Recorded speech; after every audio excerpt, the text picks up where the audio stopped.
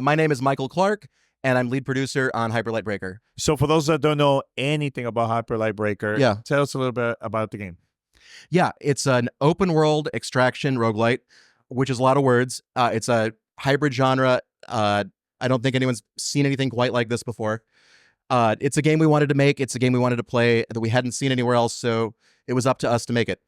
And it's very different than the first game. Why this different approach? Yeah, every game that we've made here is different. We make games that we want to see in the world, but we wanted to come back to the Hyperlight worlds. This is the first time we've reused a world like that. This takes place earlier than the events in Hyperlight Drifter, in a different part of the world. So we think of it not as a sequel so much as an expansion of the universe. So this is going to be pretty good for people who are going to learn and play Hyperlight for the first time. Yes, they could play this and then go to the next one after this, right? Yes, so, absolutely. If you like this game, you will like Drifter, but they are different experiences, and this is a great starting point for folks. You don't need to have any prior knowledge. All you have to do is like hitting enemies with swords. Yeah, and this is like a RPG, action RPG. What is considered this game? Like, it's got third-party action combat with an open world that you're going to explore and unlock secrets, find loot. It is a hybridization of a lot of things. You have a lot of RPG systems, like gear and enemies that will progress over time and get harder over time. We have extraction elements. So like other roguelites, when you fail or when you win, you start again. You roll a whole new world. You roll a whole new experience. However, we're also open world. We want to have a big, vast world for you to explore and master. And so, unlike other roguelites, we give you multiple lives to experience this. You can extract from the world and come back to the hub and refill your gear, your equipment, power up more, and go back. So you can spend a very long time with a single world compared to other roguelites. But also, you have an unlimited number of worlds to explore. So you can keep playing over and over again and unlock permanent progression, unlock new characters, new psychoms and abilities, etc. Yeah, I know when I first, because years ago, when I used to work at G4, I helped reveal the game. Oh, that's wonderful. Yeah. So I was very excited when I got this. I had no idea it was going to be like this. So originally I thought it was going to be, single player, but then I noticed you guys announced co-op. Yeah. How's that going to work, and how difficult it's going to get working together as a team? Yeah. So the game is playable with up to 3 players. Sure. It will scale difficulty with how many people you have in the game. So you're perfectly fine to play by yourself, perfectly fine to play with your friends. You can join your friends at any time. They can join you. You keep your own progression. So if you go join your buddy's game and then you win, all of you are getting that. You're bringing that back to your game. So you never feel like, oh, I can't play until Bob is playing and he's only available every third Wednesday because Bob's got responsibilities. Yeah. So you can always play by yourself, play with your friends. You're never losing progress. You're never feeling like you're stuck somewhere. I really like it because I like to play a lot of games with my wife, but I play a lot harder than she does. And so being stuck with like, oh, I have to wait until she and I are both playing to play, it was a pain point for me. So I wanted to make sure that we were always able to play how you want, when you want, with who you want. So it doesn't matter, like you said, if one person's ahead level-wise or gear-wise. Exactly, because every time you start a new cycle, all that is resetting, so you're starting at ground zero. On the same point, though, if you've been playing some on your own, you've progressed a little bit, you're midway through one of your cycles, and your buddy's having some trouble, you can go join him, help him. But again, whenever you win, it resets. Whenever you fail, it resets.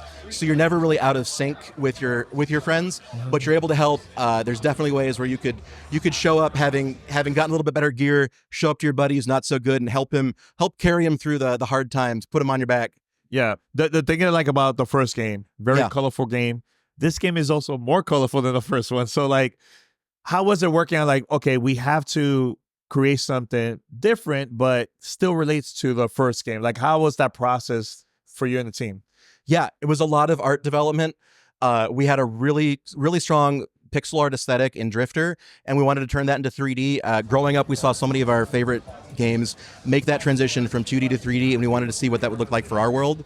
And so you'll find a lot of really strong angular shape language in our game that creates something that feels very stylistic and captures a lot of the feeling of what you saw in 2D and really converts that into something that is fully explorable. We wanted to bring to life what you felt when you were playing the first game, bring that to all 3 dimensions. Yeah.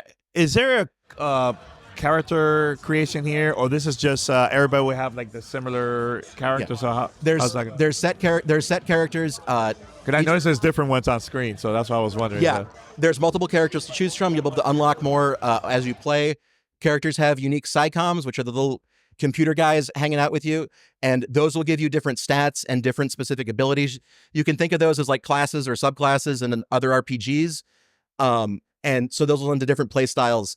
In the demo we have here today, we've given people very well-rounded ones to start with, so they don't fall in any sort of traps or hard challenges. But as you unlock more, you'll get some that are more traditional sort of role-playing elements, like this is more of a tank, this is more of a healer, this is the range DPS, this is the summoner. So when you are playing with your friends, you can build parties that are balanced around different roles. Yeah, no, I'm very excited about this game coming out. Do you guys already announce a release date for this yet, or not yet? We are hitting early access on Steam later this summer. So I don't have a specific date for you yet, but that's soon. There isn't that much summer left. I know, exactly. So how big is this world? I'm seeing right now on screen, for those are watching, yeah. I'll be listening to this. There's a whole big map here. How big is this, man? Like, this is really cool to see. They are huge. So you have a hoverboard you can hop on to hoverboard around the map, because it is too big to just walk across from one side to the other. We're trying to create something that feels like it is open world and expansive and explore. It's something you can explore in the same way that like you would explore in like a Legend of Zelda or other adventure game. Mm-hmm. Unlike those, however, every time you start a new cycle, if you either defeat the Crowns and the Abyss King and are victorious, or if you get murdered repeatedly and run out of lives, we will generate a whole new world for you, a whole new place to explore. So you have that unlimited replayability. Wow, so there's gonna be times where you're never gonna experience the same thing. That's really cool. Yeah. Like why you guys made it that? Like, is it for replay for people to replay the game more? Yeah, we wanted a game that was replayable. We play a lot of roguelites. We really like those because they are something you can get into very easily, but you can spend a lot of time mastering and learning. And so we make the games that we want to play, and nobody else was making an open world extraction roguelike. And we felt that was something we wanted to play. We felt it was up to us to make it. Yeah. And we're all gamers. We're all very passionate. We have the pleasure of making games for ourselves, where we're our target audience. And that's what we want to do, and that's what we always want to be doing. Yeah, see, I've been doing interviews a lot for years, right? And I could tell when people are very passionate about their project. Like, you seem very, very passionate about this. Like, I'm excited. Like, it gets me excited to actually play this. So that's really cool to see. I am super passionate about these, and I love these events. These nourish me, because as developers, we can never experience the game for the first time. Yeah. We can only look at this and see all the things we want to do, all the things we're working on. But everyone here gets to show up and see the game that we've made. And I get to see that through their eyes, and we get to see that, and we get to experience the game the way other people get to briefly in this moment. And that's why we do it. We make games because we want to entertain people. We want to entertain ourselves. And we've been able to entertain a lot of folks today and over this weekend. Yeah. And now I know you guys also had an event at GDC, people playing for the first time. So how's it been showing this for the first time, the reaction from the crowd, like as you as a developer, man? We're our own harshest critics. And so it's absolutely great because we have had such resounding positive reception. We have a lot of folks who've come through and have talked about how Hyperlight Drifter was important to them. It was a important moment in their lives. They felt it made them feel things, and having them come over and be like, I can't wait to see this. It's really awesome. That connection with our fans. That's again, we do this for that love and that passion, and it's so great. I love being able to experience and interact with our fans and see how this game affects them. Now, let's say it comes out early access. Yeah. Someone's going to play for the first time. Any tip for those that are about to play for the first time? Yeah, I guess if you're going to play for the first time, you're going to lose. You're going to die a lot. That's how you learn. That's how you get better. Definitely, we have a very robust combat system. So in addition to shooting enemies and hacking them up with your blades, we have a lot of different special abilities you can unlock. A lot of different passives that allow you to craft different builds. It's really about finding synergies, making sure you're leaning into your strengths and covering your weaknesses, and making sure you master parrying and dodging attacks. Different weapons will do different amounts of health damage, but also some of them will do poise damage, and you can stun enemies and beat on them while they're defenseless.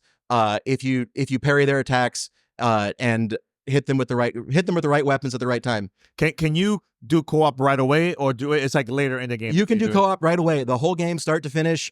You can play it. Perfect. And I can play with my wife. Yeah, there you go. exactly. and when your wife is busy, you can keep playing on yourself, and she can join again when it's time. Which is something I really appreciate because I play a lot of games with my wife as well. Yeah. And we have different schedules, we have different interests, and we're not always playing the same game.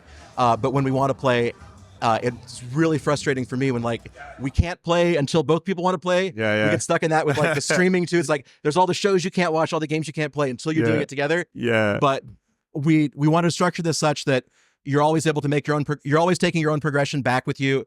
You're never stuck in someone else's server, someone else's world. Everything you do together, everything always benefits you. So when my wife wants to play, we can play together, but I don't have to wait around, and vice versa. If I'm at the office and she's like, I want to fire this up and kill some baddies, she can play, and we're never separate. We're never fragmenting or wasting our time and not making progress for ourselves. No, I just want to say, man, thank you for the interview. It was great. You got me excited for the game. Can't wait. Early access, everyone. Make sure to go, Steam wishlist, right? Yeah, Right we're now on Steam right now. You can wishlist the game and find out when our release date is. It will be later this summer, so not too many months away here, yeah, right? very, very soon. Yeah. Yeah. But thanks for the interview, man. Thank you so much. Thank you.